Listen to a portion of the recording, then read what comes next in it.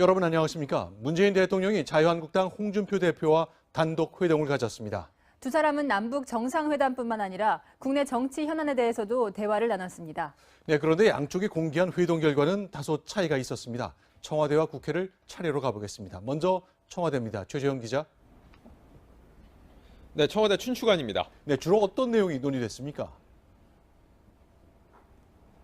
네, 오늘 회동은 오후 2시 30분부터 1시간 20분 동안 진행됐는데 대화의 70% 이상이 남북 정상회담 문제였다고 청와대 관계자는 전했습니다.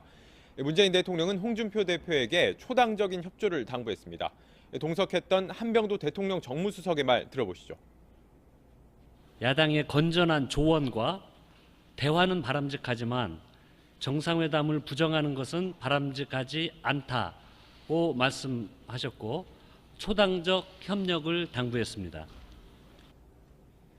문 대통령은 남북 사이뿐만 아니라 북미 간, 북중 간에도 대화가 이루어지고 있는 만큼 남북 정상회담에 대한 우려와 걱정은 하지 않아도 된다고 설명했습니다. 남북 문제 이외의 주제에 대해선 문 대통령은 말을 아꼈습니다. 계속 들어보시죠. 홍준표 대표가 제기한 국내 정치 현안에 대해 대통령께서는 주로 경청하였습니다. 이번 회동은 문 대통령이 제안해 성사됐습니다. 남북 정상회담에 다걸기를 하고 있는 문 대통령으로선 제1야당의 협조가 반드시 필요했을 것이란 관측입니다. 지금까지 청와대 춘추관에서 전해드렸습니다. 네, 이번엔 국회로 가보겠습니다. 김민지 기자. 청와대는 초당적인 남북 정상회담 협조를 주로 논의했다고 했는데요. 홍준표 대표가 직접 내놓은 설명 어땠습니까?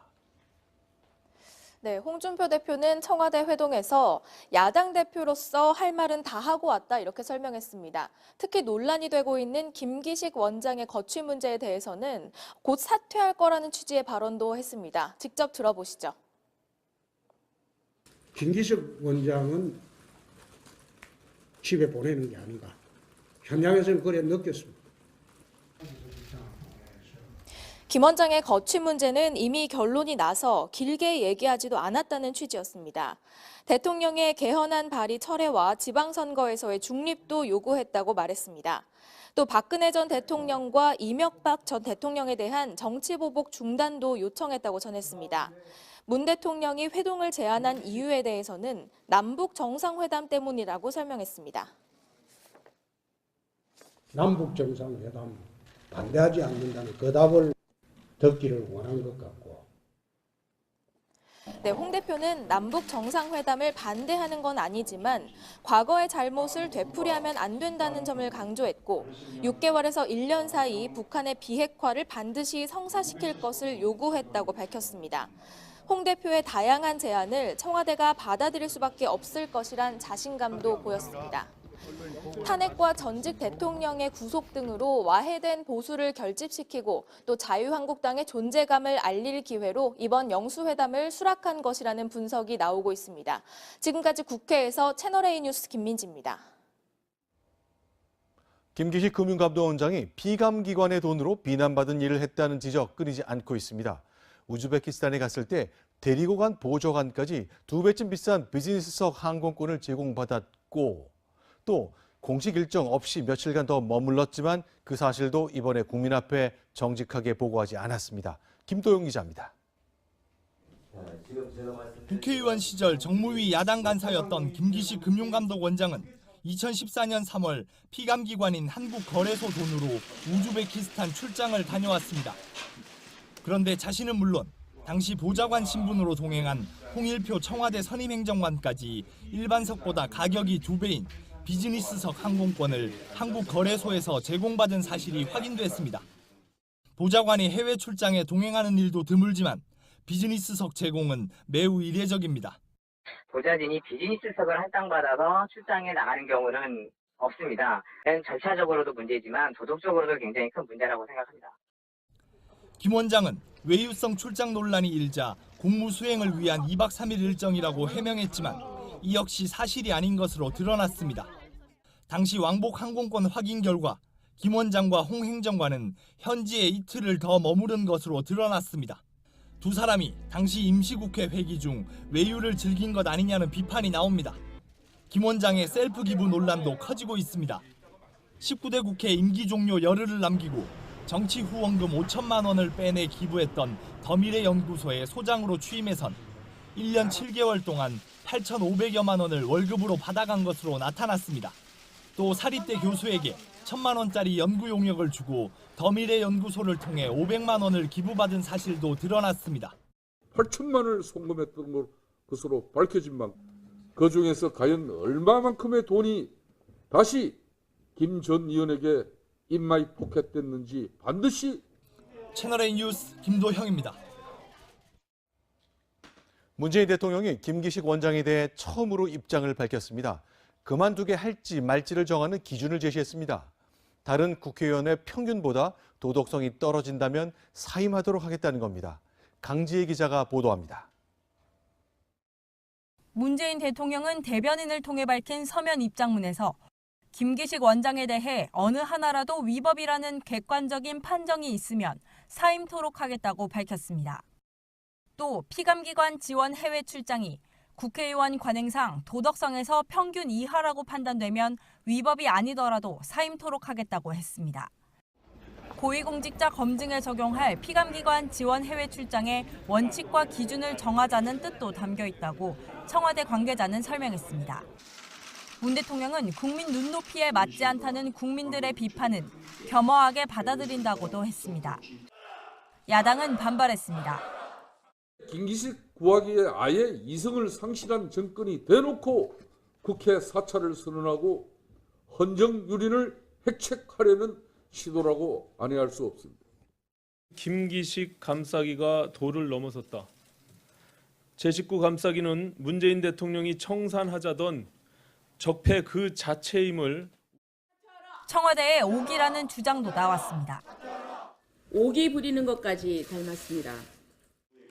야당은 부실 검증에 책임을 져야 한다며 조국 민정수석의 해임을 촉구했습니다. 채널A 뉴스 강지혜입니다. 사퇴 여론에도 김기식 금융감독원장은 오늘도 공식 일정을 소화했습니다. 하지만 그 시각 검찰은 고강도 수사를 시작했습니다. 이어서 윤준호 기자입니다. 김기식 원장은 오늘도 마이웨이 행보를 이어갔습니다. 사퇴 압박에도 자산운용사 사장단 간담회에 참석해 금융산업 발전의 견인차 역할을 해달라고 주문했습니다. 하지만 외유성 출장 의혹에 대해선 입을 굳게 닫았습니다. 사흘 전 증권사 대표들과의 간담회에서 적극적으로 해명하던 모습과는 달랐습니다. 정치 후원금 사용해서 의혹들 나오고 있는데 거기서 인정하십니까? 계속 거치는 계속 하시는 건지 그냥 어떠신지. 같은 시각 검찰은 김 원장의 출장비를 지급한 의혹이 제기된 기관 등 4곳을 동시 압수수색했습니다. 압수수색 대상은 한국거래소, 우리은행, 대외경제정책연구원, 그리고 김 원장이 연구소장을 지낸 더미래연구소입니다. 사건을 배당받아 수사에 착수한 지 하루 만에 강제 수사에 나선 겁니다. 통상 고발인 조사를 먼저 한 뒤 혐의가 어느 정도 확인되면 압수수색에 나서지만 이번처럼 고발인 조사도 없이 강제 수사로 나선 것은 이례적입니다. 검찰은 논란이 수그러들지 않고 있는 데다 신속하게 사실관계를 확인할 필요가 있다는 판단에 따른 것이라고 설명했습니다. 채널A 뉴스 윤준호입니다.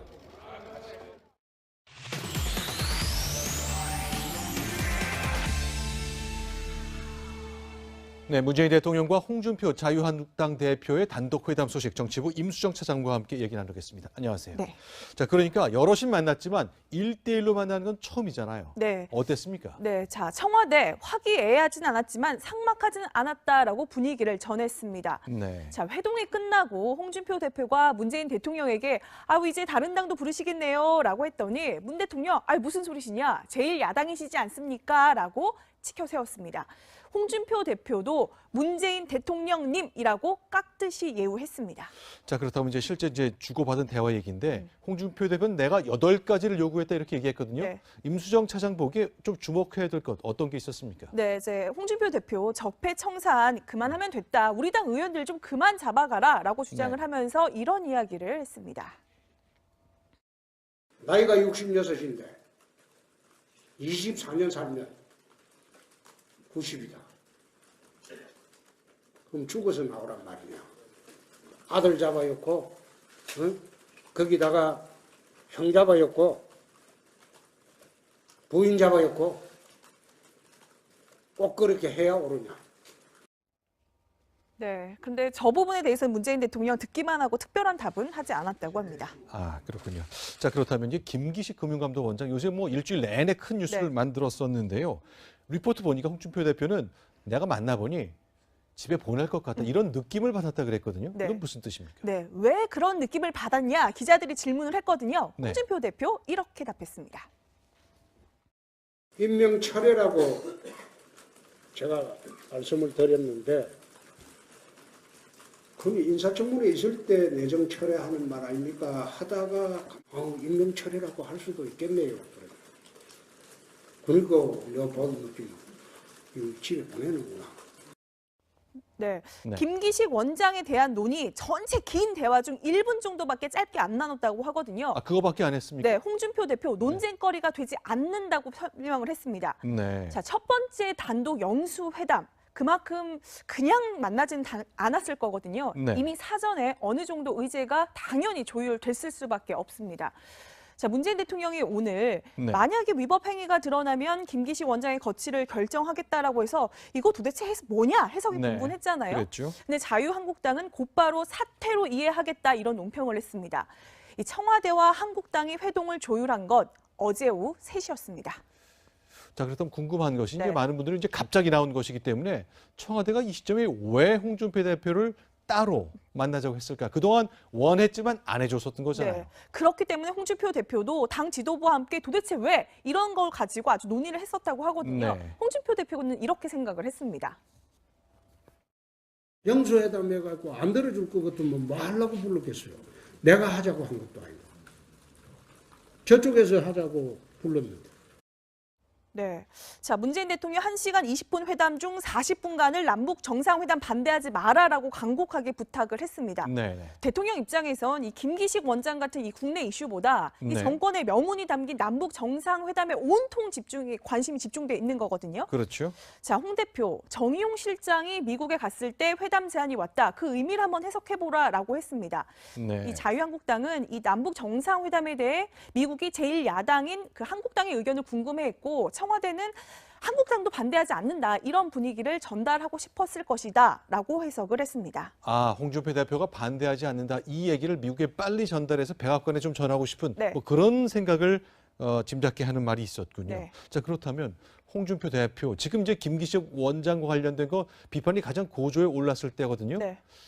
안 받을 수는 없었을까? 그렇다면 왜 받았을까? 여기엔 설명이 어떤 게 가능합니까? 네. 당장 오늘 문재인 대통령과 1대1로 만나면서 주목을 확 끌었잖아요. 그렇죠. 자, 홍준표 대표 뮤넨 회담을 예시로 들면서 북핵 문제를 언급했고 네. 또 독일의 헌법학자 칼 슈미트를 거론하면서 개헌 문제를 지적했습니다. 이 평소 막말 이미지와는 좀 다른 모습이었는데요. 네. 자, 문재인 대통령과 상대하는 야권 후보는 나 홍준표다. 이런 네. 이미지를 확실히 각인시켜준 거거든요. 바른미래당, 대안 아니다. 보수 표심을 집결할 수 있다. 손해볼 수 없다. 손해볼 게 없다. 이런 판단이었고요. 자, 첫 단독 영수회담이었지만 서로 네. 나중에 이제 발목을 담을 수 있는 합의문 같은 건 없었습니다. 네. 한마디로 각자 서로 할 말을 하고 적당한 선에서 들어줄 것을 알아서 들어주는 회동이었다고 할 수 있는데 그래서 그 결과는 좀 지켜봐야 될 것 같습니다. 오늘 사실상 문재인 대통령과 상대에 있는 사람은 홍준표다 이렇게 이 틀이 잡혔기 때문에 바른미래당 안철수 유승민 대표 전 대표인데 속이 좀 상했겠습니다. 네. 알겠습니다. 임수정 차장과 함께했습니다. 고맙습니다. 인터넷 포털 사이트에서 문재인 정부를 비판하는 댓글에 추천수를 조작한 혐의로 네티즌 3명이 구속됐습니다. 이들은 집권 여당인 더불어민주당의 당원인 것으로 확인됐습니다. 경찰은 배후 등을 규명하기 위해 추가 수사를 진행하고 있습니다. 김남준 기자입니다. 지난 1월 인터넷 포털 사이트 네이버에 올라온 기사입니다. 평창 동계올림픽에서 여자 아이스하키 남북 단일팀 구성을 결정했다는 내용입니다. 그런데 정부를 비판하는 댓글 2개가 공감을 많이 받고 올라와 있습니다. 이와 관련해 경찰은 최근 김모 씨 등 3명을 구속했습니다. 이들은 특정 프로그램을 이용해 비판 댓글에 반복적으로 공감을 클릭해 댓글 순위를 조작한 혐의를 받고 있습니다. 미리 준비한 614개의 네이버 아이디를 매크로 프로그램에 입력해놓고 614차례에 걸쳐 댓글의 추천수를 고의로 늘린 겁니다. 조사 결과 이들은 더불어민주당에 당비를 내는 권리당원인 것으로 확인됐습니다. 이들은 범행 동기와 관련해 보수 세력이 댓글을 조작한 것처럼 보이게 하려고 했다고 진술한 것으로 전해졌습니다. 앞서 민주당은 네이버 댓글 조작 의혹을 제기하며 경찰에 고발했습니다. 네이버도 업무 방해를 당했다며 경찰에 고소했습니다. 내부 시스템적이나 미한 점들은 계속해서 보완해 나가겠습니다. 경찰은 이들의 정치적 배후 여부 등에 대해서도 추가로 수사를 진행하고 있습니다. 채널A 뉴스 김남준입니다. 악성 댓글 조작 피의자들이 더불어민주당 권리당원으로 드러나자 여당은 당황한 기색이 역력합니다. 반면 야당은 조작의 배후까지 명명백백 밝히라고 공세를 퍼부었습니다. 이동은 기자입니다. 지난 정부의 국정원 댓글 조작 사건에 빗대며 악성 댓글 수사를 촉구했던 더불어민주당은 국정원 댓글 조작과 거의 유사한 사례, 유사한 패턴. 악성 댓글 조작에 대해서 방관만 하지 말고 자체적으로 근절시킬 대책을 시급히 세워주실 것을. 댓글 조작 혐의 피의자 3명 모두 민주당 권리당원으로 드러나자 선긋기에 나섰습니다. 이석현 의원은 지방선거 일정 때문에 더 이상 관여하지 않는다고 했고, 또 다른 민주당 관계자는 당내 문재인 대통령 지지자인 척하면서 이간질을 하는 세력이 있었다고 말했습니다. 반면 자유한국당은 민주당이 댓글을 조작하고 고발까지 하며 북치고 장구치고 있다고 비난했습니다.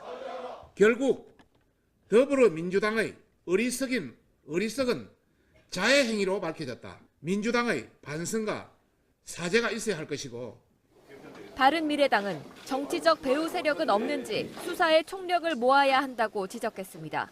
채널A 뉴스 이동훈입니다. 교육부가 제시한 대입제도 개편 시한은 전형을 단순화하는 것이 기본적인 목표인데요. 하지만 주요 쟁점별로 서로 연관되는 경우의 수를 따지면 100가지가 넘어 오히려 혼란을 부추기고 있습니다. 정영진 기자입니다. 교육부가 밝힌 대입 개편 시한은 크게 5가지입니다. 수시와 정시를 통합할지, 수능을 절대평가로 할지 상대평가로 할지에 따라 나눈 겁니다. 그런데 여기에 학생부 종합평가와 수능 최저 기준 폐지 여부 등 고려해야 할 세부 내용이 더 있습니다. 이들 항목을 조합하면 경우의 수는 더 복잡해집니다. 예를 들어 절대평가를 할 경우 수시와 정시 통합에 따라 2가지 안이 나옵니다. 거기에 다시 정시와 수시 비율에 따라 6개로 늘어나고, 다시 최저학력 기준 폐지 여부에 따라 12개의 변수가 나옵니다. 이런 식으로 주요 항목만 서로 연결해도 100개가 넘습니다. 시나리오들을 각각들을 다 나열을 하다 보니까 여기다가 대학교 분비 내신까지 집어넣으면 진짜 수만 가지도 나오겠지. 교육 현장은 앞으로 최소 넉 달 동안 경우의 수를 따져야 하는 고민거리를 안게 됐습니다. 교육부에서도 지금 던져놨는데 교육부에서 이렇게 하겠다는 게 아니고 사실은 저희들도 상당히 혼란스럽습니다. 청와대 국민청원 게시판엔 입시 정책과 관련된 학생들의 청원이 수백 개가 넘게 올라왔습니다. 일부 청원은 벌써 10만 건 가까이 동의했습니다. 채널A 뉴스 정용진입니다. 네, 교육정책 대혼란, 정책사회부 김희태 차장과 뉴스 분석으로 이어가겠습니다. 네, 키워드 먼저 설명해 주시죠. 네, 오늘의 키워드는 뒤집고 미루고 숨고입니다. 지난 김상곤 교육부 장관 지난 9개월간의 교육정책 이렇게 정리할 수 있겠습니다. 네, 9개월을 이렇게 정리한다. 하나하나 살펴보면요. 먼저 무슨 말을 뒤집었다는 겁니까? 네, 먼저 그제 김상곤 교육부 장관의 얘기부터 들어보시겠습니다. 제가 장관이 되고서 그런 부분에 대한 이야기를 한 적은 없습니다. 그런데 이 말이 끝나고 몇 분 뒤 교육부 관료가 이 말이 잘못됐다고 수정을 하는데요. 들어보시겠습니다. 이러이러한 또 상대평가 문제가 있기 때문에 절대평가의 조언안이 필요하다 하신 멘트를 분명히 하신 바 있습니다. 네, 그러니까 이 말은 지난해 7월이죠. 김 장관은 학부모들과 만난 자리에서 수능 절대평가의 전환이 필요하다 이렇게 말한 적이 있었는데, 이런 자신의 말조차 뒤집었다가 교육부 공무원이 바로잡아 준 겁니다. 뭐 거의 10개월 전 얘기니까 기억이 잘못될 수도 있죠. 그런데 불과 2달 전 영어 4등급을 맞고도 서울대에 합격했다. 절대평가의 부작용이 아닌 긍정적인 효과 사례가 있다. 이런 언론 인터뷰를 한 적도 있습니다. 네, 2번이나 말했고 이렇게 인터뷰까지 했다면 모르고 말을 뒤집었을 확률은 낮은 건가요?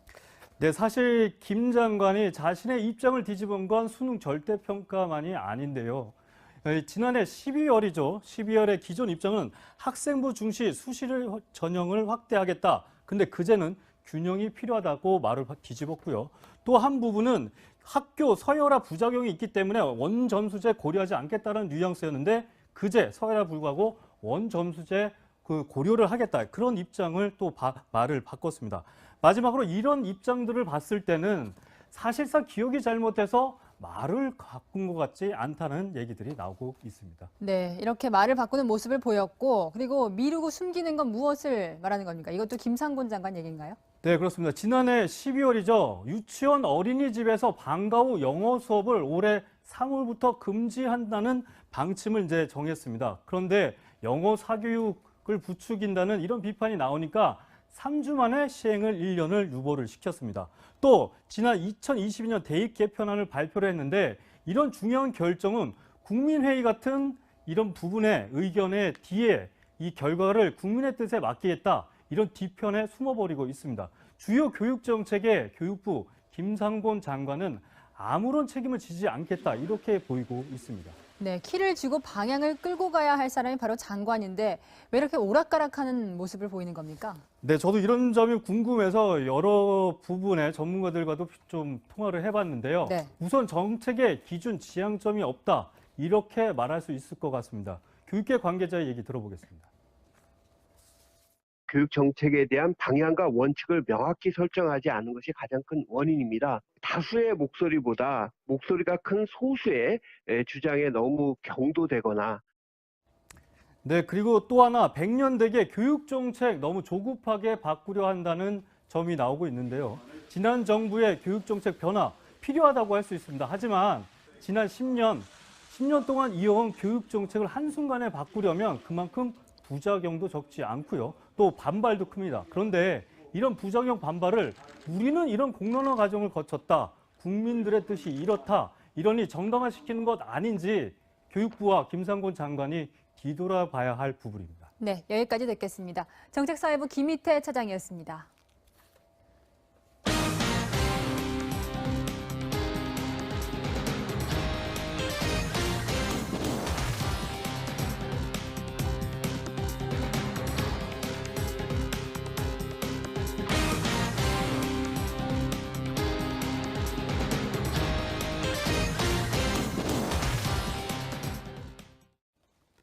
네, 지금 문재인 정부의 제1국정과제 역시 남북 정상회담을 성공시키는 겁니다.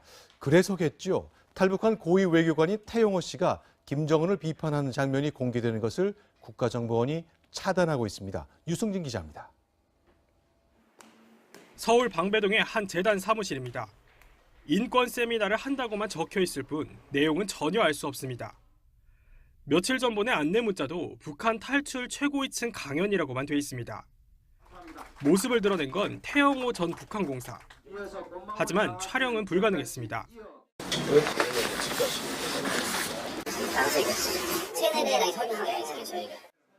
강연이 끝난 뒤에도 마찬가지입니다.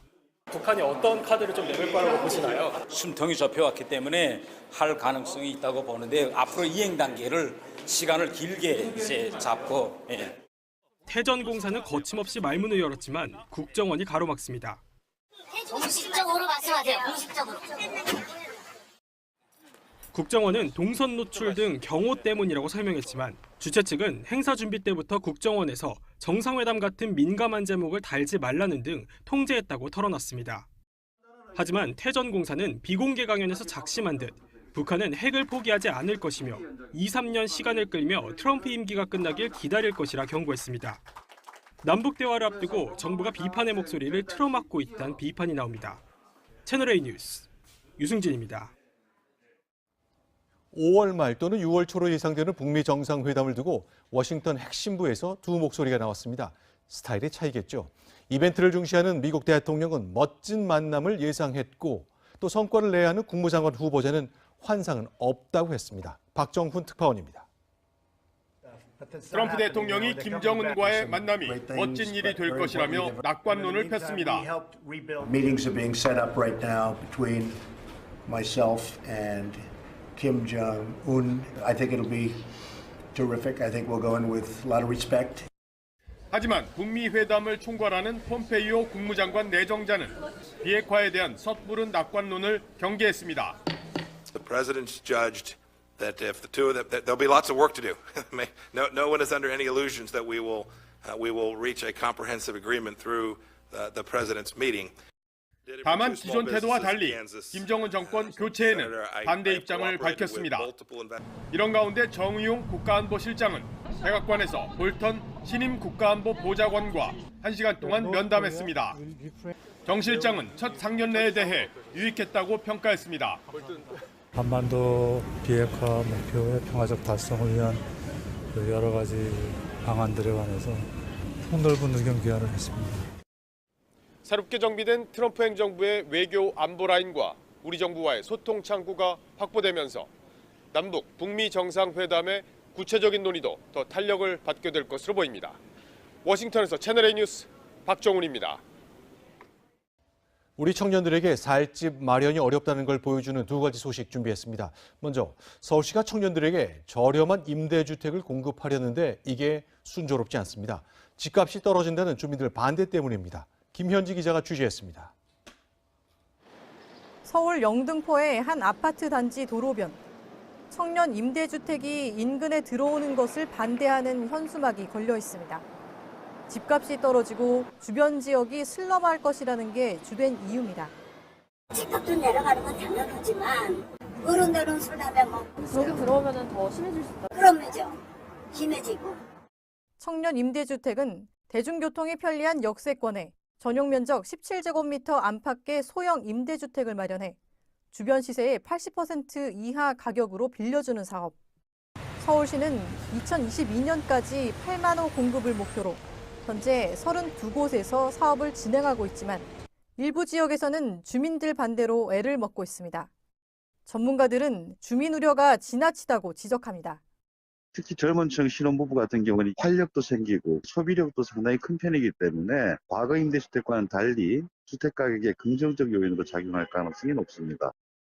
실제로 임대주택이 인근에 들어선 경우 주택값이 건설 전에 비해 건설 후 약 8.8% 높아졌다는 연구 결과도 있습니다. 서울시가 명확한 근거를 바탕으로 주민 설득에 더욱 적극적으로 나서야 한다는 지적입니다. 채널A 뉴스 김현지입니다. 얼마 전 중국 제천 지역 대학생들이 비싼 방값에 항의하는 거리 시위를 벌였죠. 어제 서울에서도 기숙사 건립을 두고 비슷한 시위가 있었습니다. 허욱 기자가 보도합니다. 수업을 마친 대학생 200여 명이 거리로 나섰습니다. 기숙사는 혐오 시설이 아니다. 인근 주민들 반대로 번번이 무산됐던 기숙사 신축 사업을 추진해달라는 겁니다. 근처에 원룸 값이 올라갈 수밖에 없는 상황이고 기숙사에 들어가기도 매우 힘든 상황이기 때문에 통학거리가 먼 학생들은 매달 5, 60만 원짜리 자취방을 구하는 것 외엔 도리가 없습니다. 3학년 이상은 기숙사는 뽑질 않아가지고 저도 이쪽에 나와 살고 있거든요. 인근에 있는 여대도 부족한 기숙사 사정은 마찬가지입니다.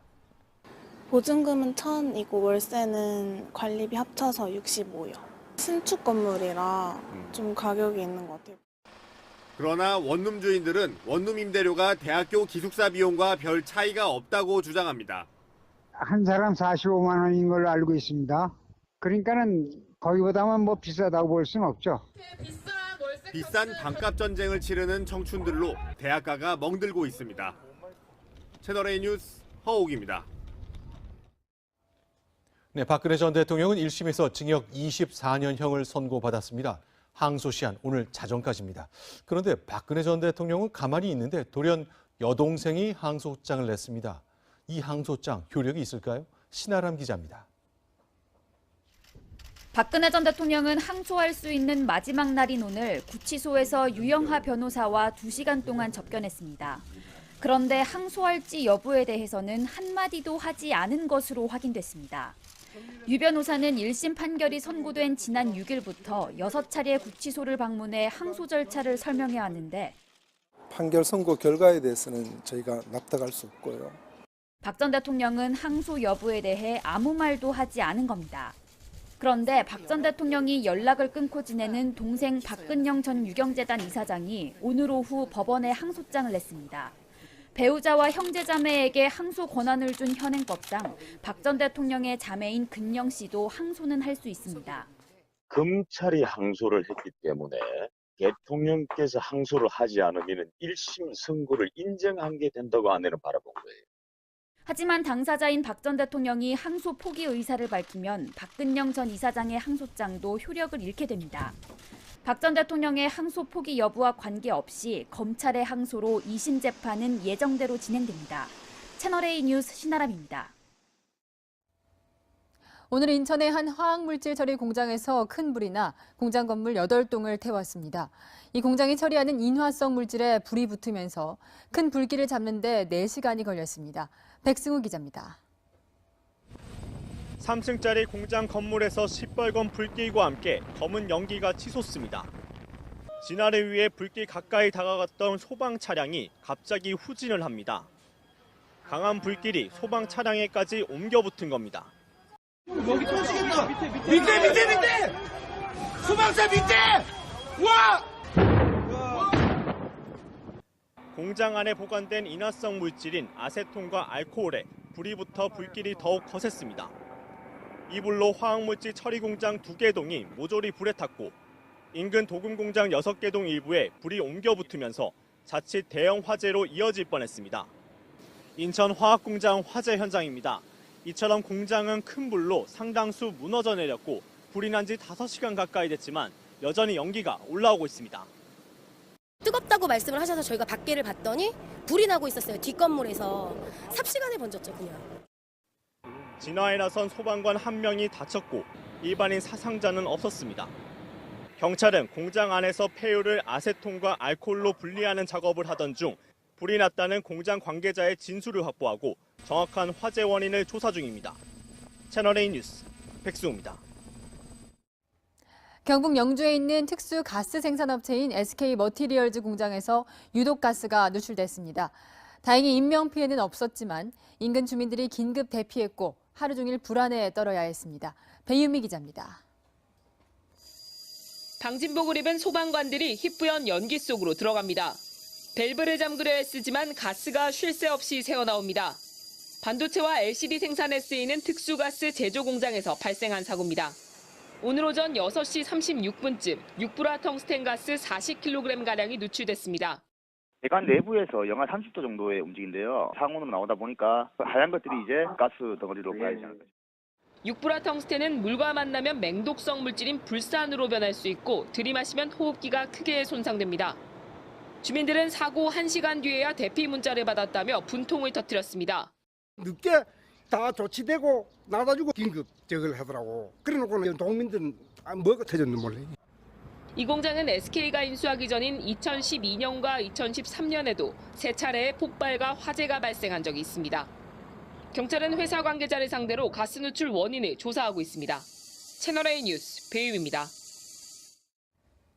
대전 유성구의 대한송유관공사 기름탱크에서는 경유가 유출됐습니다. 2시간 동안 인근 하천은 물론이고 논까지 기름 범벅이 됐는데요. 확인하고 신고한 건 공사 측이 아니라 주민이었습니다. 김태형 기자입니다. 물 웅덩이에 무지갯빛 기름띠가 선명합니다. 농수로를 파내고 기름 섞인 물을 퍼올립니다. 기름 저장 탱크에서 기름이 새나오자 긴급 방제에 나선 겁니다. 어제 오전 6시 20분쯤 대한송유관공사 기름 저장 탱크에서 경유 6만 8천 리터가 새나왔습니다.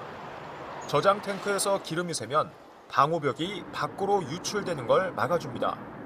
하지만 방호벽 밸브에 금이 가면서 기름 일부가 외부로 새나온 겁니다.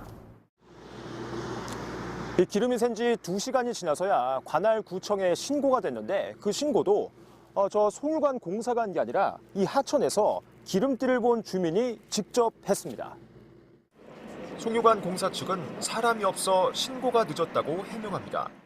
인력이 좀 한정적이다 보니까 추동 조치를 좀 하느라고 좀 현장에 나가 있었던 부분이고, 공사 측은 논과 하천으로 흘러간 경유는 100리터 정도라고 주장했습니다. 하지만 실제 유출량은 이보다 많을 것으로 추정됩니다. 저희들이 이제 추측하기로는 거기가 한 1000리터는 될 거라고 예상을 하고 있어요. 유성군은 송유관 공사를 검찰에 고발할 계획입니다. 채널A 뉴스 김태형입니다. 어제 13명의 사상자를 낸 제주 열기구 추락 사고로 열기구 관광에 대한 우려가 커지고 있습니다. 제주도는 강풍과 난기류가 잦아 사고 위험이 높았는데요. 열기구에 대한 관리 감독이 제대로 이뤄지지 않았습니다. 배영진 기자입니다. 합동조사단이 사고 현장을 꼼꼼히 살핍니다. 1차적으로 저희 열기구 장비 내에서는 큰 문제점은 좀 없는 것으로 파악되고 있고요. 사고가 난 열기구는 밧줄을 묶어 고정하는 방식이 아니라 자유비행을 하는 형태입니다. 제주는 강풍이 많이 불고 바람 방향이 수시로 바뀌는 난기류가 잦습니다. 게다가 비행 지역은 송전탑 같은 위험 시설물이 많아 애초부터 사고 위험이 높았습니다. 비행 때마다 별도의 허가를 받지 않고 조종사의 판단에 따라 이륙하는 것도 문제입니다. 제주도 워낙 날씨가 구경도 다른데 인터넷에 올라오는 정보에 의존하시는 것 같아서 하늘에 뜨고 열풍 정도가 움직인다라는 건 허가만 해주고 관리는 허술했습니다. 탑승 인원을 신고하지 않아도 됐고 헬멧 같은 안전장비를 갖추지 않아도 별다른 제재를 받지 않았습니다. 빠르게 날아가는 것도 아니고 또 이제 바람을 일정 그러니까 초속 3나트 이하에서만 하기로 했기 때문에 그래서 뭐 그런 빠른 바람이 아니잖아요. 국토교통부는 다음 주부터 전국 열기구 75대에 대한 특별 점검에 나섭니다. 채널A 뉴스 배영진입니다. 조현민 대한항공 전무의 이른바 물벼락 갑질 의혹에 대해 곧 정식 수사가 시작될 것으로 보입니다.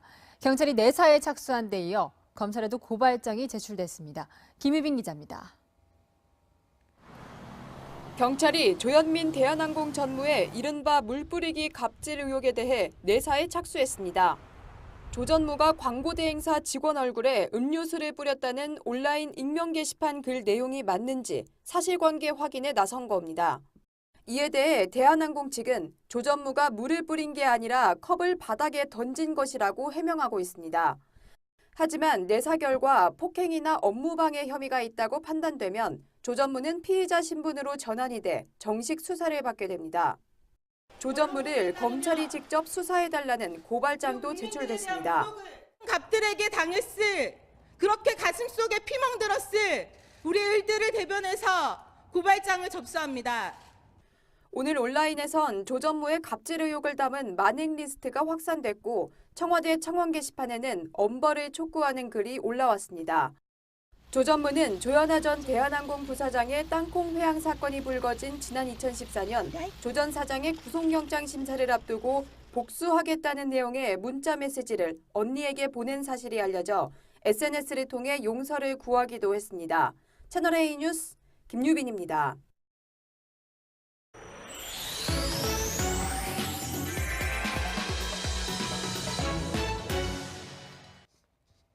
오늘 뉴스터치는 또다시 버려진 양심 이야기로 시작합니다. 지난해 7월 인천 남구의 빌라 옥상이 3.5톤 쓰레기로 뒤덮인 모습입니다. 근처 오피스텔 주민들이 무단 투기한 걸로 드러나면서 논란이 됐는데요.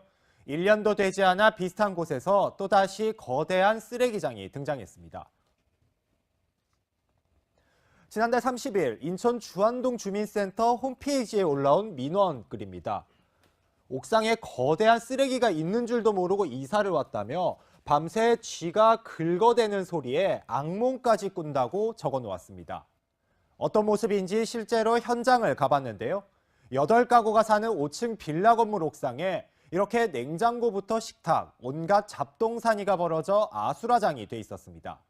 그 양만 2톤으로 추정되는데요. 주민센터는 예전에 살던 주민들이 이사를 가면서 몰래 버린 걸로 보고 있습니다. 한 사람이 버린 건 아니고요. 여러분이 이제 계속 거기에 쌓아놓은 거죠. 이사 가면서 제대로 안 버리고. 문제는 쓰레기를 처리할 방법이 마땅히 없다는 점입니다. 빌라는 사유지라서 주민센터가 버린 사람을 단속할 권한도 처리할 명분도 없는데요. 이 때문에 쓰레기를 치우기 위해선 주민들이 비용을 모두 부담해야 합니다. 지난해 옥상 쓰레기도 처리 비용은 모두 빌라 건물주가 냈는데요. 구청과 주민센터는 빌라에 사는 입주자들에게 쓰레기 처리 비용을 부담하라고 권유했지만 주민들은 난색을 보이고 있습니다. 다음 소식입니다.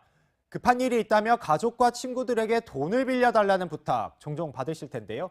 앞으로는 당사자에게 메시지를 받아도 조심하셔야겠습니다. 지난달 50대 남성 황모 씨가 자신의 처남으로부터 받은 SNS 메시지입니다. 안부 인사를 하더니 대뜸 96만 원을 빌려달라고 하는데요. 바로 갚아준다는 말에 황 씨는 돈을 보냈습니다. 그런데 알고 보니 신종 피싱 사기였습니다. 47살 A씨 일당은 SNS 메신저로 가족과 지인인 척하며 사람들을 속여 돈을 가로챘습니다. SNS 계정을 해킹한 뒤 친구 목록에 있는 사람들에게 메시지를 보냈기 때문에 피해자들은 별다른 의심도 하지 못했습니다. 메신저뿐만이 아닙니다. 보이스피싱부터 인터넷 물품 사기까지 겨우 2달 동안 190명이 넘는 피해자로부터 약 9억 원을 가로챘습니다. 경찰은 8명을 한꺼번에 구속했는데요. 메신저로 송금 요구를 받으면 반드시 전화로 한 번 더 확인해야 피싱 사기를 예방할 수 있습니다. 지금까지 뉴스터치였습니다.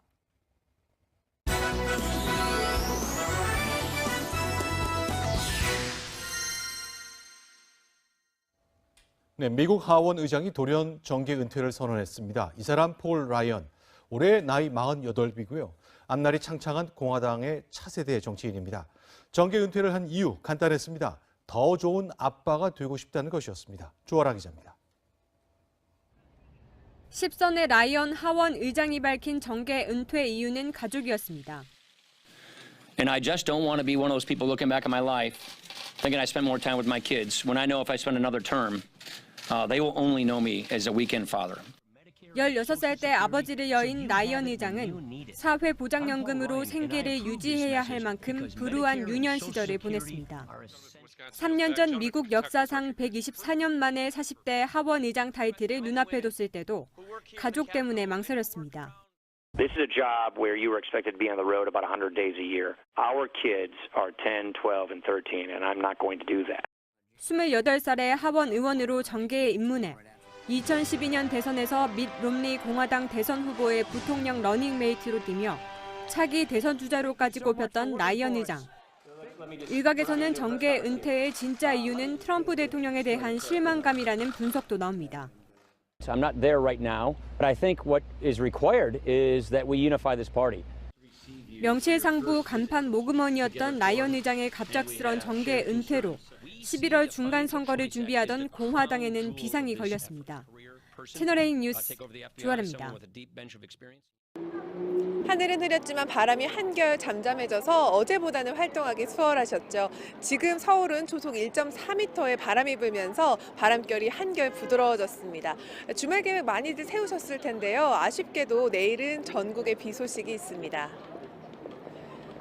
9시 이후에 제주를 시작으로 밤사이 전국에 비가 확대될 텐데요. 제주 산지 많은 곳은 150mm 이상, 남해안과 제주에는 최고 70, 충청과 남부는 10에서 50mm가 예상되고 서울 등 중북부는 5에서 30mm로 예상하고 있습니다. 특히 남부와 제주로는 돌풍과 벼락이 동반돼 안전사고에 각별한 주의가 필요합니다.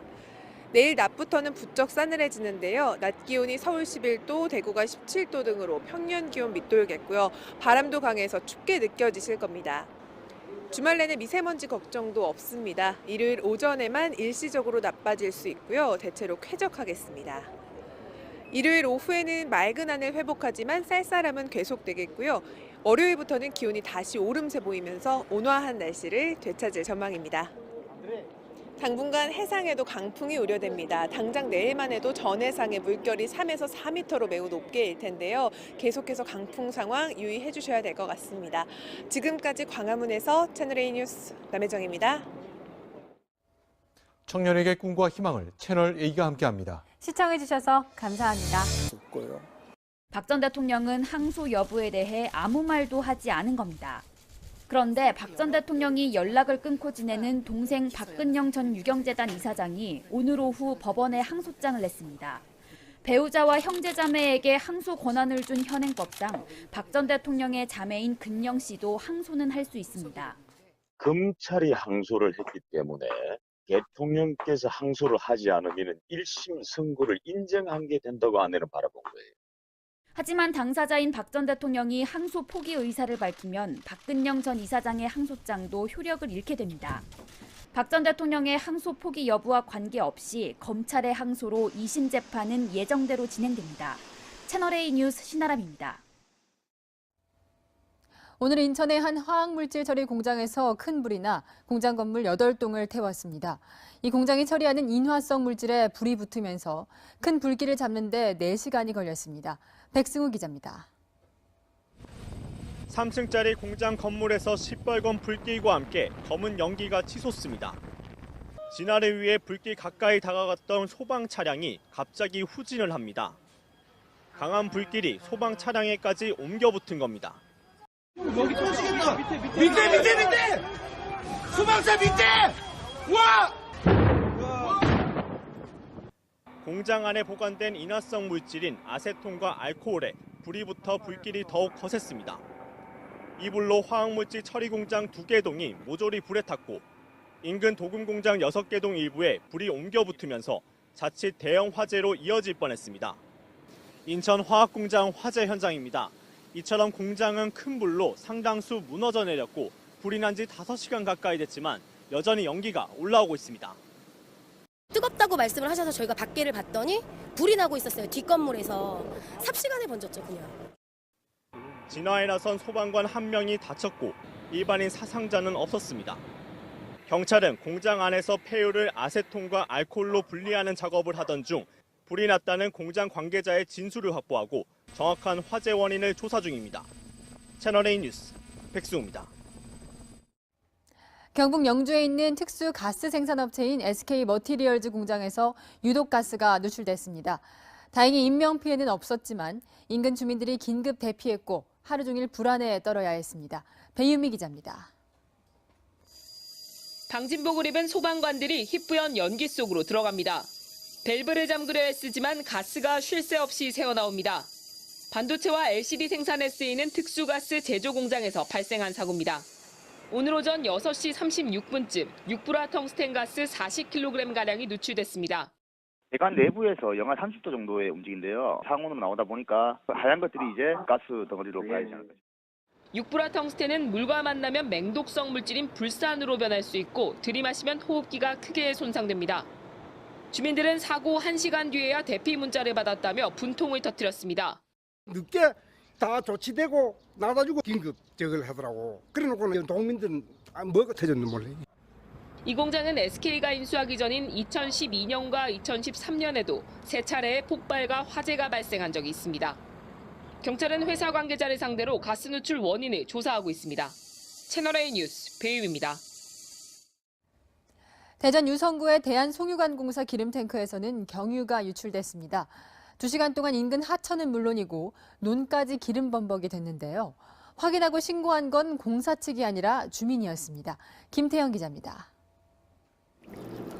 물 웅덩이에 무지갯빛 기름띠가 선명합니다. 농수로를 파내고 기름 섞인 물을 퍼올립니다. 기름 저장 탱크에서 기름이 새나오자 긴급 방제에 나선 겁니다. 어제 오전 6시 20분쯤 대한송유관공사 기름 저장 탱크에서 경유 6만 8천 리터가 새나왔습니다. 저장 탱크에서 기름이 새면 방호벽이 밖으로 유출되는 걸 막아줍니다.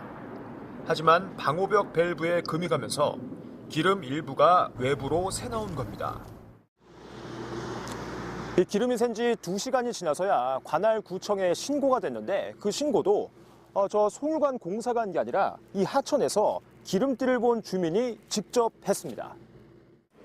송유관 공사 측은 사람이 없어 신고가 늦었다고 해명합니다. 인력이 좀 한정적이다 보니까 추동 조치를 좀 하느라고 좀 현장에 나가 있었던 부분이고. 공사 측은 논과 하천으로 흘러간 경유는 100리터 정도라고 주장했습니다. 하지만 실제 유출량은 이보다 많을 것으로 추정됩니다. 저희들이 이제 추측하기로는 거기가 한 1000m는 될 거라고 예상을 하고 있어요. 유성군은 송유관 공사를 검찰에 고발할 계획입니다. 채널A 뉴스 김태형입니다. 어제 13명의 사상자를 낸 제주 열기구 추락 사고로 열기구 관광에 대한 우려가 커지고 있습니다. 제주도는 강풍과 난기류가 잦아 사고 위험이 높았는데요.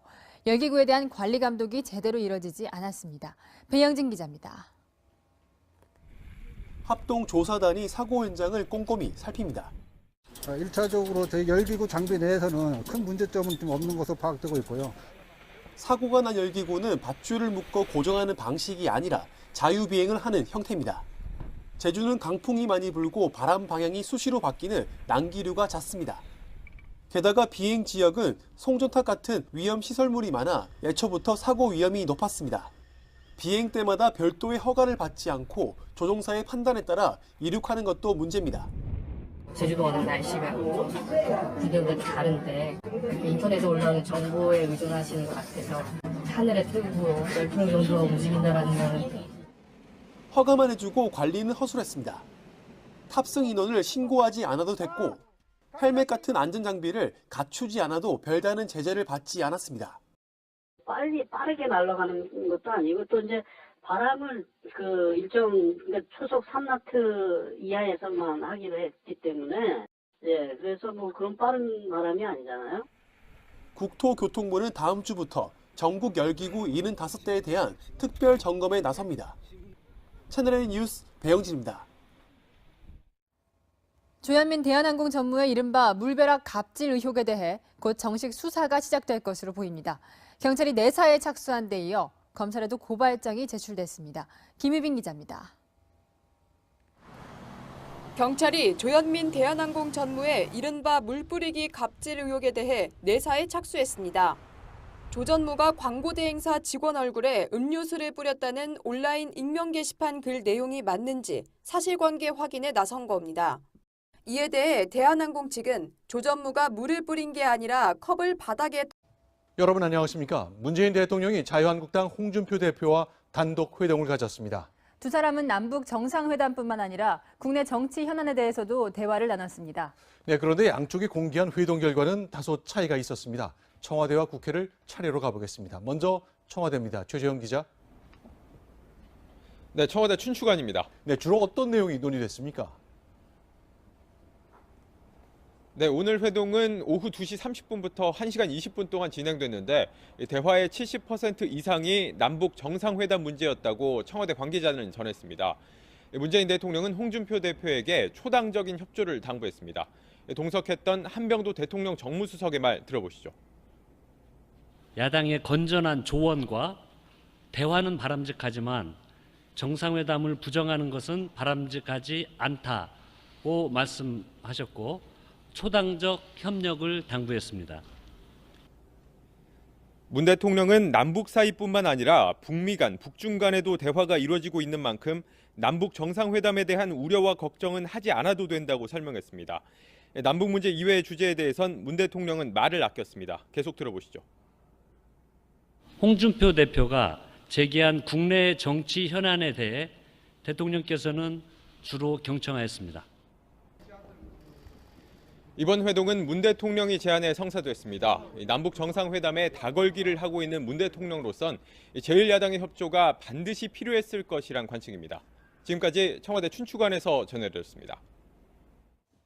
네, 이번엔 국회로 가보겠습니다. 김민지 기자. 청와대는 초당적인 남북 정상회담 협조를 주로 논의했다고 했는데요. 홍준표 대표가 직접 내놓은 설명 어땠습니까? 네, 홍준표 대표는 청와대 회동에서 야당 대표로서 할 말은 다 하고 왔다 이렇게 설명했습니다. 특히 논란이 되고 있는 김기식 원장의 거취 문제에 대해서는 곧 사퇴할 거라는 취지의 발언도 했습니다. 직접 들어보시죠. 김기식 원장은 집에 보내는 게 아닌가. 현장에서는 그래 느꼈습니다. 김 원장의 거취 문제는 이미 결론이 나서 길게 얘기하지도 않았다는 취지였습니다. 대통령의 개헌안 발의 철회와 지방선거에서의 중립도 요구했다고 말했습니다. 또 박근혜 전 대통령과 이명박 전 대통령에 대한 정치보복 중단도 요청했다고 전했습니다. 문 대통령이 회동을 제안한 이유에 대해서는 남북 정상회담 때문이라고 설명했습니다. 남북 정상회담 반대하지 않는다는 그 답을 듣기를 원한 것 같고. 네, 홍 대표는 남북 정상회담을 반대하는 건 아니지만 과거의 잘못을 되풀이하면 안 된다는 점을 강조했고 6개월에서 1년 사이 북한의 비핵화를 반드시 성사시킬 것을 요구했다고 밝혔습니다. 홍 대표의 다양한 제안을 청와대가 받아들일 수밖에 없을 것이란 자신감도 보였습니다. 탄핵과 전직 대통령의 구속 등으로 와해된 보수를 결집시키고 또 자유한국당의 존재감을 알릴 기회로 이번 영수회담을 수락한 것이라는 분석이 나오고 있습니다. 지금까지 국회에서 채널A 뉴스 김민지입니다. 김기식 금융감독원장이 피감기관의 돈으로 비난받은 일을 했다는 지적 끊이지 않고 있습니다. 우즈베키스탄에 갔을 때 데리고 간 보조관까지 2배쯤 비싼 비즈니스석 항공권을 제공받았고 또 공식 일정 없이 며칠간 더 머물렀지만 그 사실도 이번에 국민 앞에 정직하게 보고하지 않았습니다. 김도영 기자입니다. 국회의원 시절 정무위 야당 간사였던 김기식 금융감독원장은 2014년 3월 피감기관인 한국거래소 돈으로 우즈베키스탄 출장을 다녀왔습니다. 그런데 자신은 물론 당시 보좌관 신분으로 동행한 홍일표 청와대 선임행정관까지 일반석보다 가격이 2배인 비즈니스석 항공권을 한국거래소에서 제공받은 사실이 확인됐습니다. 보좌관이 해외 출장에 동행하는 일도 드물지만 비즈니스석 제공은 매우 이례적입니다. 보좌진이 비즈니스석을 할당받아서 출장에 나가는 경우는 없습니다. 절차적으로도 문제지만 도덕적으로도 굉장히 큰 문제라고 생각합니다. 김 원장은 외유성 출장 논란이 일자 공무 수행을 위한 2박 3일 일정이라고 해명했지만 이 역시 사실이 아닌 것으로 드러났습니다. 당시 왕복 항공권 확인 결과 김 원장과 홍 행정관은 현지에 이틀을 더 머무른 것으로 드러났습니다. 두 사람이 당시 임시국회 회기 중 외유를 즐긴 것 아니냐는 비판이 나옵니다. 김 원장의 셀프 기부 논란도 커지고 있습니다. 19대 국회 임기 종료 열흘을 남기고 정치 후원금 5천만 원을 빼내 기부했던 더미래연구소의 소장으로 취임해선 1년 7개월 동안 8,500여만 원을 월급으로 받아간 것으로 나타났습니다. 또 사립대 교수에게 1,000만 원짜리 연구 용역을 주고 더미래연구소를 통해 500만 원을 기부받은 사실도 드러났습니다. 8천만 원을 송금했던 것으로 밝혀진 만큼 그중에서 과연 얼마만큼의 돈이 다시 김 전 의원에게 입마이 포켓됐는지 반드시. 채널A 뉴스 김도형입니다. 문재인 대통령이 김기식 원장에 대해 처음으로 입장을 밝혔습니다. 그만두게 할지 말지를 정하는 기준을 제시했습니다. 다른 국회의원의 평균보다 도덕성이 떨어진다면 사임하도록 하겠다는 겁니다. 강지혜 기자가 보도합니다. 문재인 대통령은 대변인을 통해 밝힌 서면 입장문에서 김기식 원장에 대해 어느 하나라도 위법이라는 객관적인 판정이 있으면 사임토록 하겠다고 밝혔습니다. 또 피감기관 지원 해외 출장이 국회의원 관행상 도덕성에서 평균 이하라고 판단되면 위법이 아니더라도 사임토록 하겠다고 했습니다. 고위공직자 검증에 적용할 피감기관 지원 해외 출장에 원칙과 기준을 정하자는 뜻도 담겨 있다고 청와대 관계자는 설명했습니다.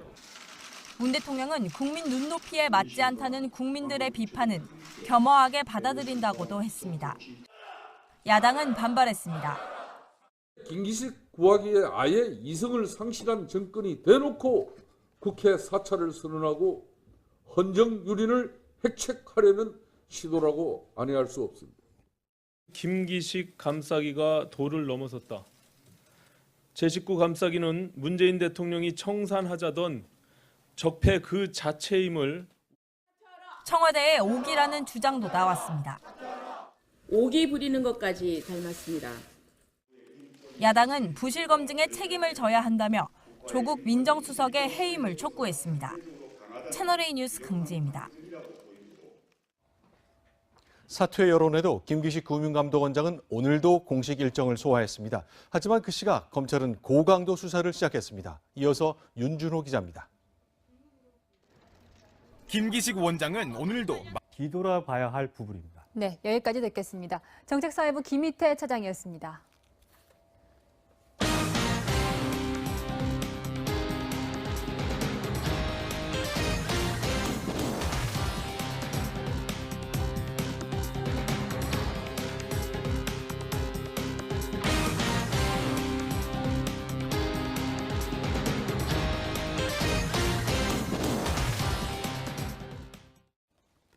네, 지금 문재인 정부의 제1국정과제 역시 남북 정상회담을 성공시키는 겁니다. 그래서겠죠. 탈북한 고위 외교관인 태영호 씨가 김정은을 비판하는 장면이 공개되는 것을 국가정보원이 차단하고 있습니다. 유승진 기자입니다. 서울 방배동의 한 재단 사무실입니다. 인권 세미나를 한다고만 적혀 있을 뿐 내용은 전혀 알 수 없습니다. 며칠 전 보낸 안내 문자도 북한 탈출 최고위층 강연이라고만 돼 있습니다. 모습을 드러낸 건 태영호 전 북한 공사. 하지만 촬영은 불가능했습니다.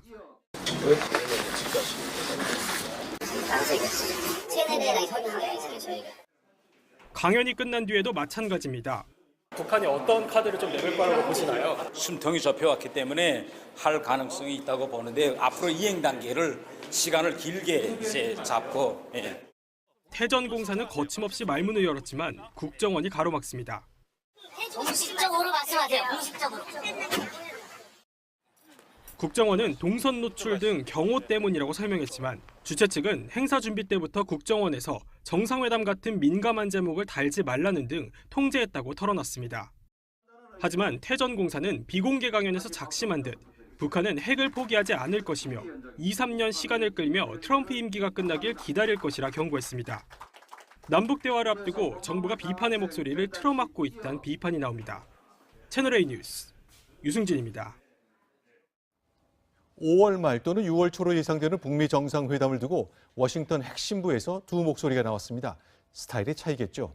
이벤트를 중시하는 미국 대통령은 멋진 만남을 예상했고 또 성과를 내야 하는 국무장관 후보자는 환상은 없다고 했습니다. 박정훈 특파원입니다. 트럼프 대통령이 김정은과의 만남이 멋진 일이 될 것이라며 낙관론을 폈습니다. Meetings are being set up right now between myself and Kim Jong-un. I think it'll be terrific. I think we'll go in with a lot of respect. 하지만 북미 회담을 총괄하는 폼페이오 국무장관 내정자는 비핵화에 대한 섣부른 낙관론을 경계했습니다. The president's judged that if the two of them, there'll be lots of work to do. No one is under any illusions that we will reach a comprehensive agreement through the president's meeting. 다만 기존 태도와 달리 김정은 정권 교체에는 반대 입장을 밝혔습니다. 이런 가운데 정의용 국가안보실장은 백악관에서 볼턴 신임 국가안보 보좌관과 1시간 동안 면담했습니다. 정 실장은 첫 상견례에 대해 유익했다고 평가했습니다. 한반도 비핵화 목표의 평화적 달성을 위한 여러 가지 방안들에 관해서 폭넓은 의견 교환을 했습니다. 새롭게 정비된 트럼프 행정부의 외교 안보 라인과 우리 정부와의 소통 창구가 확보되면서 남북 북미 정상회담의 구체적인 논의도 더 탄력을 받게 될 것으로 보입니다. 워싱턴에서 채널A 뉴스 박정훈입니다. 우리 청년들에게 살 집 마련이 어렵다는 걸 보여주는 두 가지 소식 준비했습니다. 먼저 서울시가 청년들에게 저렴한 임대주택을 공급하려는데 이게 순조롭지 않습니다. 집값이 떨어진다는 주민들 반대 때문입니다. 김현지 기자가 취재했습니다. 서울 영등포의 한 아파트 단지 도로변. 청년 임대주택이 인근에 들어오는 것을 반대하는 현수막이 걸려 있습니다. 집값이 떨어지고 주변 지역이 슬럼할 것이라는 게 주된 이유입니다. 집값도 내려가는 건 당연하지만 어른들은 술 담배 먹고 여기 들어오면 더 심해질 수 있다. 그러면죠. 심해지고. 청년 임대주택은 대중교통이 편리한 역세권에 전용 면적 17제곱미터 안팎의 소형 임대주택을 마련해 주변 시세의 80% 이하 가격으로 빌려주는 사업. 서울시는 2022년까지 8만 호 공급을 목표로 현재 32곳에서 사업을 진행하고 있지만 일부 지역에서는 주민들 반대로 애를 먹고 있습니다. 전문가들은 주민 우려가 지나치다고 지적합니다.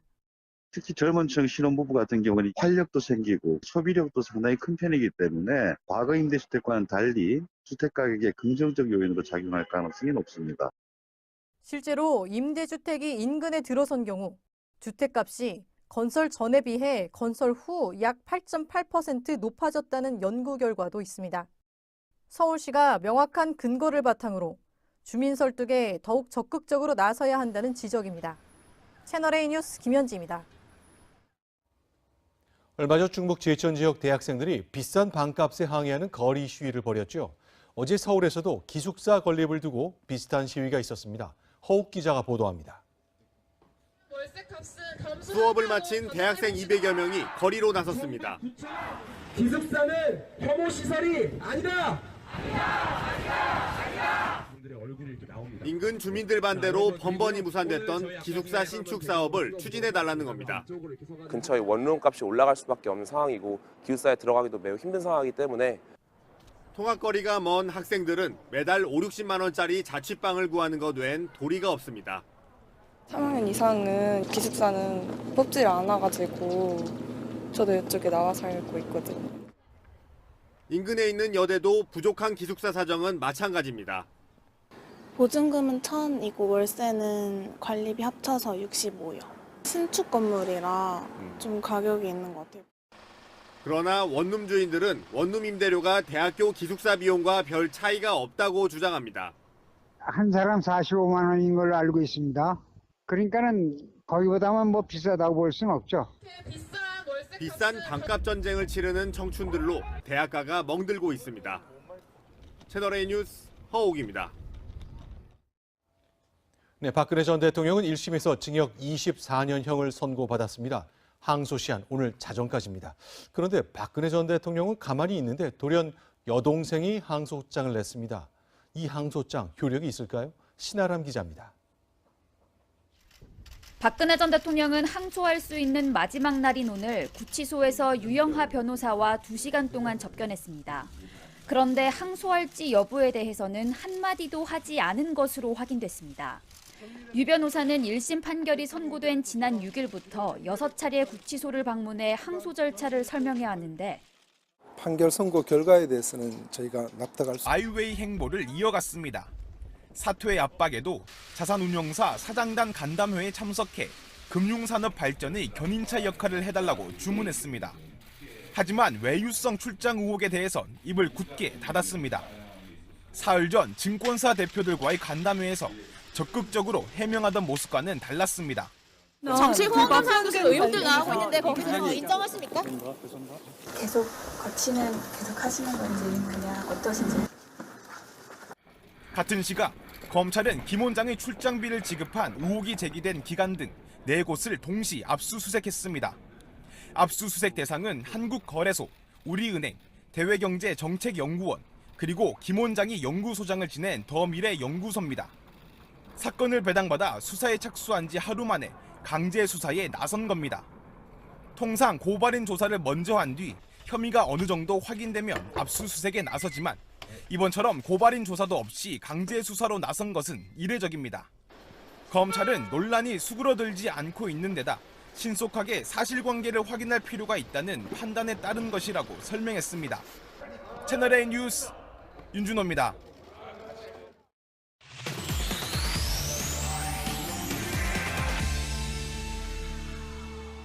네, 문재인 대통령과 홍준표 자유한국당 대표의 단독 회담 소식 정치부 임수정 차장과 함께 얘기 나누겠습니다. 안녕하세요. 네. 자, 그러니까 여럿이 만났지만 1대1로 만나는 건 처음이잖아요. 네. 어땠습니까? 네, 자, 청와대 화기애애하진 않았지만 삭막하진 않았다라고 분위기를 전했습니다. 네. 자, 회동이 끝나고 홍준표 대표가 문재인 대통령에게 이제 다른 당도 부르시겠네요라고 했더니 문 대통령 무슨 소리시냐? 제1야당이시지 않습니까? 라고 치켜 세웠습니다. 홍준표 대표도 문재인 대통령님이라고 깍듯이 예우했습니다. 자, 그렇다면 실제 주고받은 대화 얘기인데 홍준표 대표는 내가 8가지를 요구했다 이렇게 얘기했거든요. 네. 임수정 차장 보기에 좀 주목해야 될 것 어떤 게 있었습니까? 네, 이제 홍준표 대표 적폐청산 그만하면 됐다. 우리 당 의원들 좀 그만 잡아가라라고 주장을 하면서 이런 이야기를 했습니다.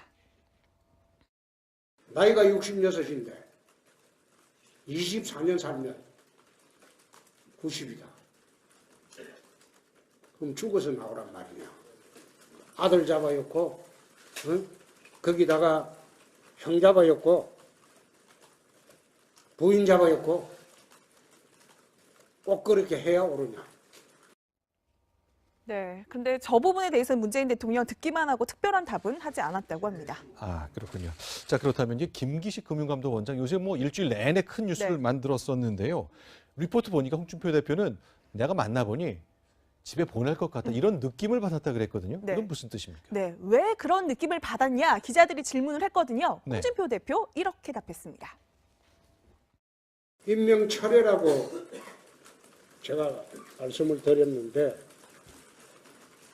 그 인사청문회 있을 때 내정철회하는 말 아닙니까? 하다가 임명철회라고 할 수도 있겠네요. 그리고 내가 본 느낌 집에 보내는구나. 네. 네. 김기식 원장에 대한 논의 전체 긴 대화 중 1분 정도밖에 짧게 안 나눴다고 하거든요. 아, 그거밖에 안 했습니까? 네, 홍준표 대표 논쟁거리가 되지 않는다고 설명을 했습니다. 네. 자, 첫 번째 단독 영수회담. 그만큼 그냥 만나지는 않았을 거거든요. 네. 이미 사전에 어느 정도 의제가 당연히 조율됐을 수밖에 없습니다.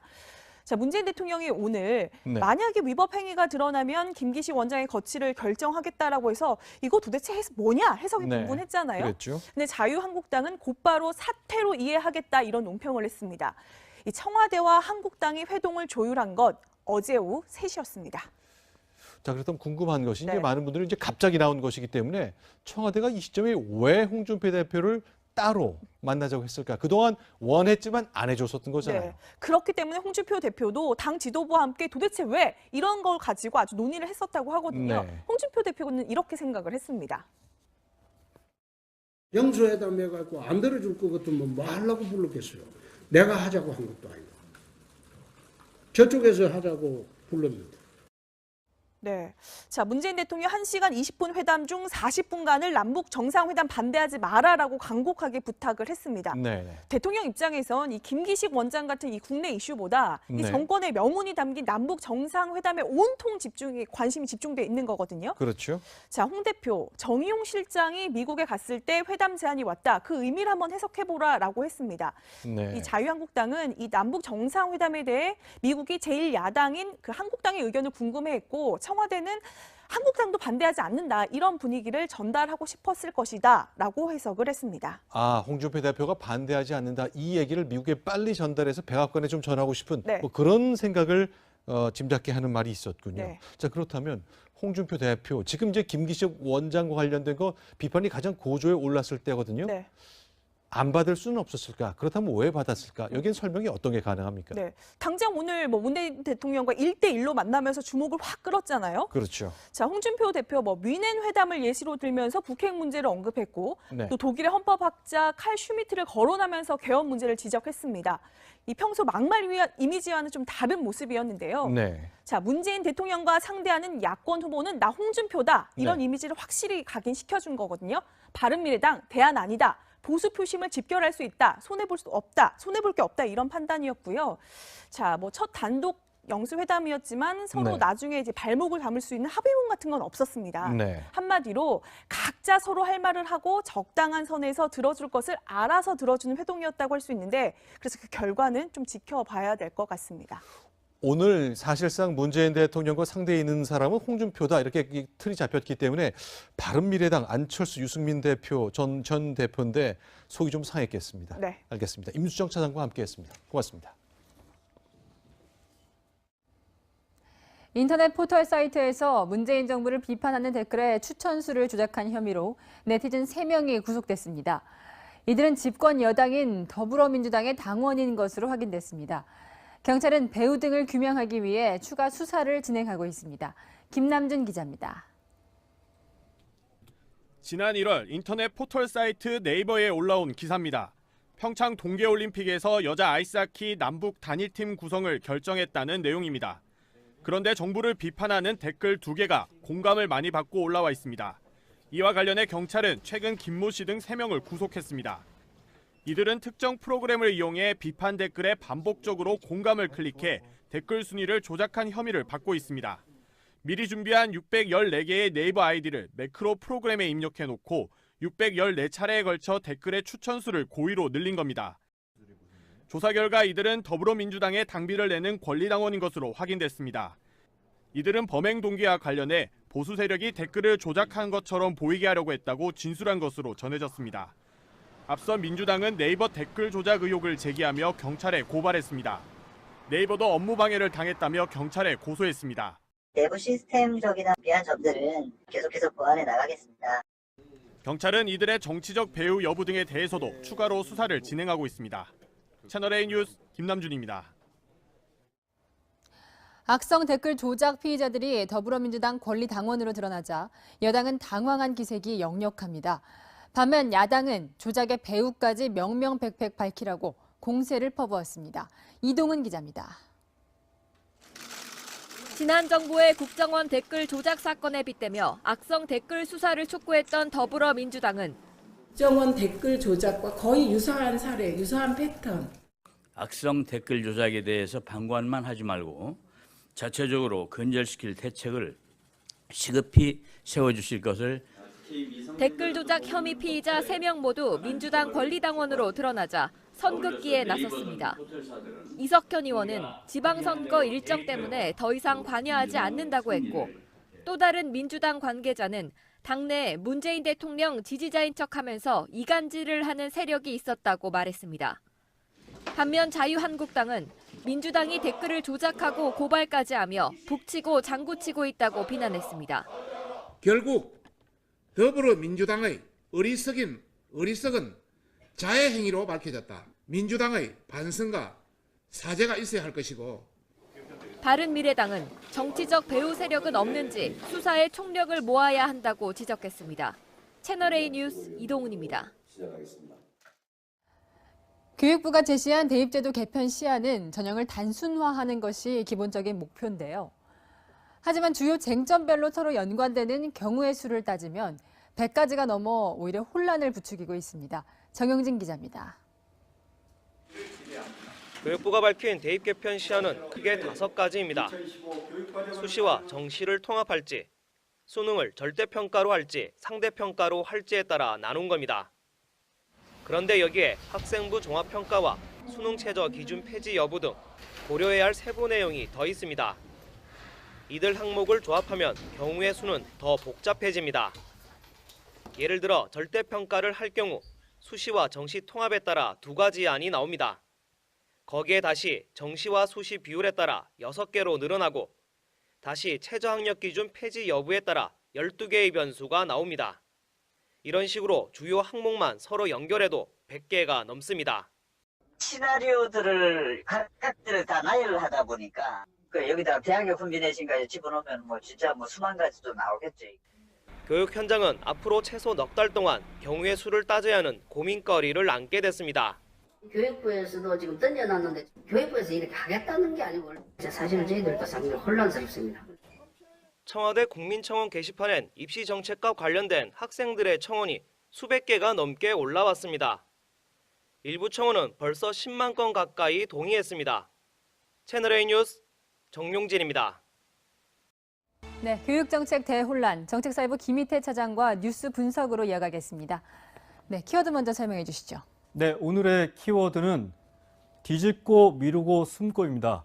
지난 김상곤 교육부 장관 지난 9개월간의 교육정책 이렇게 정리할 수 있겠습니다. 네, 9개월을 이렇게 정리한다. 하나하나 살펴보면요. 먼저 무슨 말을 뒤집었다는 겁니까? 네, 먼저 그제 김상곤 교육부 장관의 얘기부터 들어보시겠습니다. 제가 장관이 되고서 그런 부분에 대한 이야기를 한 적은 없습니다. 그런데 이 말이 끝나고 몇 분 뒤 교육부 관료가 이 말이 잘못됐다고 수정을 하는데요. 들어보시겠습니다. 이러이러한 또 상대평가 문제가 있기 때문에 절대평가의 조언안이 필요하다 하신 멘트를 분명히 하신 바 있습니다.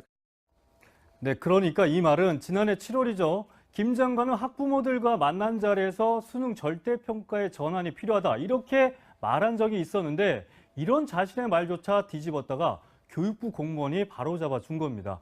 뭐 거의 10개월 전 얘기니까 기억이 잘못될 수도 있죠. 그런데 불과 2달 전 영어 4등급을 맞고도 서울대에 합격했다. 절대평가의 부작용이 아닌 긍정적인 효과 사례가 있다. 이런 언론 인터뷰를 한 적도 있습니다. 네, 2번이나 말했고 이렇게 인터뷰까지 했다면 모르고 말을 뒤집었을 확률은 낮은 건가요? 네, 사실 김 장관이 자신의 입장을 뒤집은 건 수능 절대평가만이 아닌데요. 지난해 12월이죠. 12월에 기존 입장은 학생부 중시 수시를 전형을 확대하겠다. 근데 그제는 균형이 필요하다고 말을 뒤집었고요. 또 한 부분은 학교 서열화 부작용이 있기 때문에 원점수제 고려하지 않겠다는 뉘앙스였는데 그제 서열화 불구하고 원점수제 고려를 하겠다. 그런 입장을 또 말을 바꿨습니다. 마지막으로 이런 입장들을 봤을 때는 사실상 기억이 잘못돼서 말을 바꾼 것 같지 않다는 얘기들이 나오고 있습니다. 네, 이렇게 말을 바꾸는 모습을 보였고 그리고 미루고 숨기는 건 무엇을 말하는 겁니까? 이것도 김상곤 장관 얘기인가요? 네, 그렇습니다. 지난해 12월이죠. 유치원 어린이집에서 방과 후 영어 수업을 올해 3월부터 금지한다는 방침을 이제 정했습니다. 그런데 영어 사교육을 부추긴다는 이런 비판이 나오니까 3주 만에 시행을 1년을 유보를 시켰습니다. 또 지난 2022년 대입 개편안을 발표를 했는데 이런 중요한 결정은 국민회의 같은 이런 부분의 의견의 뒤에 이 결과를 국민의 뜻에 맡기겠다. 이런 뒤편에 숨어버리고 있습니다. 주요 교육정책의 교육부 김상곤 장관은 아무런 책임을 지지 않겠다. 이렇게 보이고 있습니다. 네, 키를 쥐고 방향을 끌고 가야 할 사람이 바로 장관인데 왜 이렇게 오락가락하는 모습을 보이는 겁니까? 네, 저도 이런 점이 궁금해서 여러 부분의 전문가들과도 좀 통화를 해봤는데요. 네. 우선 정책에 기준 지향점이 없다. 이렇게 말할 수 있을 것 같습니다. 교육계 관계자의 얘기 들어보겠습니다. 교육 정책에 대한 방향과 원칙을 명확히 설정하지 않은 것이 가장 큰 원인입니다. 다수의 목소리보다 목소리가 큰 소수의 주장에 너무 경도되거나 네, 그리고 또 하나 100년대계 교육 정책 너무 조급하게 바꾸려 한다는 점이 나오고 있는데요. 지난 정부의 교육 정책 변화 필요하다고 할 수 있습니다. 하지만 지난 10년 동안 이어온 교육 정책을 한순간에 바꾸려면 그만큼 부작용도 적지 않고요. 또 반발도 큽니다. 그런데 이런 부작용 반발을 우리는 이런 공론화 과정을 거쳤다. 국민들의 뜻이 이렇다. 이러니 정당화시키는 것 아닌지 교육부와 김상곤 장관이